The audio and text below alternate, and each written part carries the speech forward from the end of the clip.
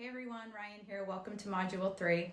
In this module, we'll be discussing the variety of treatment options that are available to you and your loved one. You may have heard of levels of care in eating disorder treatment. These levels are pretty standard nationwide, so no matter where you're located, it is likely that the treatment options available to you and your family are going to look pretty similar. Let's break down these levels of care so that you have a clear understanding of what each one means and the type of support available in each.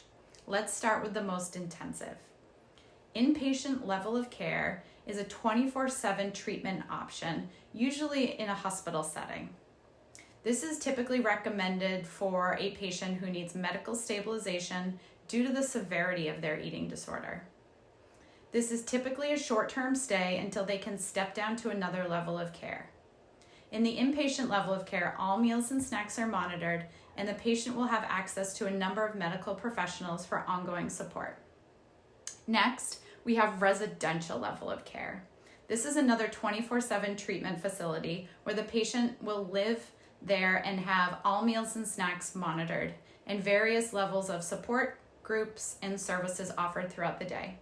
The patient has access and meets regularly with a dietitian, a therapist, and other medical professionals for support.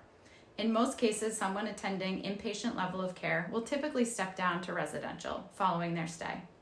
Next, partial hospitalization or PHP.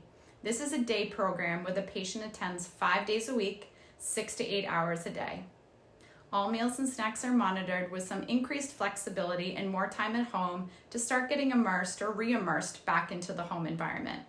The patient has access and meets regularly with a dietitian, therapist, and other medical professionals for ongoing support, just like the other levels of care.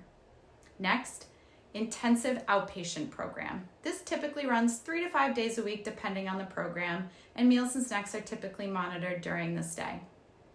This allows the patient to spend more time at home, reacclimating themselves to their home environment and life in general. This level of care typically has some support involved as well, where they will meet with maybe the outpatient dietitian, maybe a dietitian in program, and always a therapist. Lastly, we have outpatient level of care. This is the level of care that we provide here at NourishRx, and our dietitians provide. The patient lives at home and attends weekly visits, usually with their dietitian, therapist, and maybe another medical provider. Under the outpatient umbrella also lies community-based groups, offering a variety of supportive and therapeutic groups such as meal support, art therapy, movement support, CBT, DBT, all of these groups, just to name a few. Understanding the levels of care can be confusing, but most importantly, I want you to remember that you are not alone in this. There are a plethora of resources out there that you can lean on throughout your loved one's recovery.